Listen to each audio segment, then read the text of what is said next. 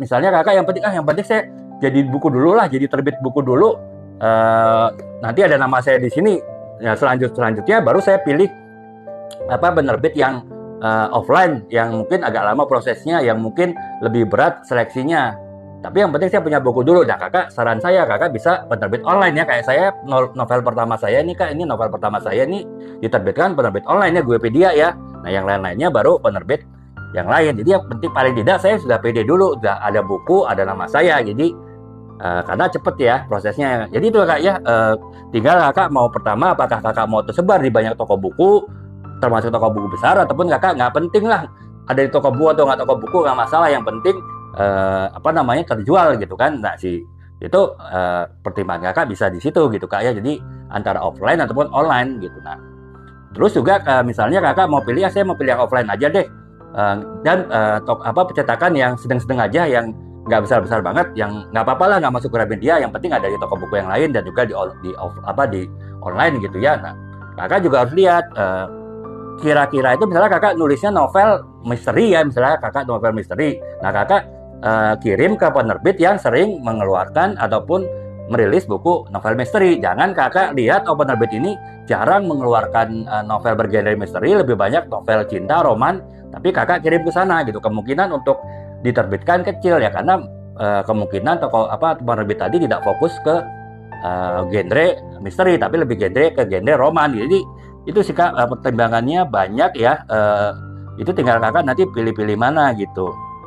Nah kalau masalah ditolak ya lagi-lagi pertimbangannya itu kak, bisa jadi memang tulisan kita kurang bagus, tapi kalau tulisan kita sudah dianggap cukup bagus dan tulisan kita itu dianggap layak jual, tapi ada hal-hal yang kurang, itu bisa dikembaliin kak, dikembaliin ke kita minta direvisi lagi. Mungkin dia memberi catatan yang harus direvisi ini gitu. Nanti kalau udah dikirim balik kita kirim balik ke dia, kemungkinan itu diterbitkan.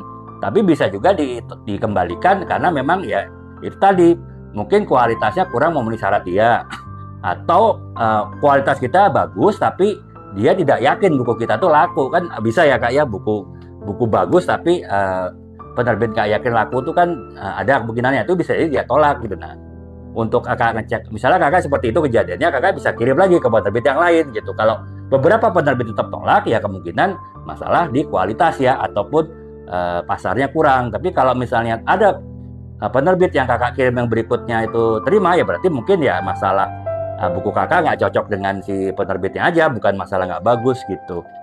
Jadi itu ya kak ya, kurang lebih itu sih kak pertimbangannya. Jadi kakak yang pertama ya saya ringkas kak. Yang pertama, kakak mau buku kakak tuh diterbitkan cepat atau lama nggak apa-apa. Nah itu kan bisa, kalau cepat harus online ya. Kalau kalau agak lambat atau bahkan cukup lambat setengah tahun lebih, itu di toko buku ya, maksud saya di penerbit offline. Nah semakin besar penerbit offline, semakin lama proses seleksinya ya, semakin lama dia memberi jawaban oke atau tidak gitu. Nah atau yang kedua pertimbangannya, apakah kakak mau, nggak masalah lah nggak di toko buku, yang penting kejual, yang penting dipromosiin. Nah itu kakak bisa online ya. Tapi kalau kakak, wah saya mau di toko buku, bahkan di toko buku Gramedia, jadi nanti teman-teman saya kalau ke Gramedia bisa lihat buku saya, itu berarti kakak harus di penerbit besar kan. Ya resikonya itu tadi, bisa setengah tahun lebih kakak baru ada jawaban oke apa tidak gitu.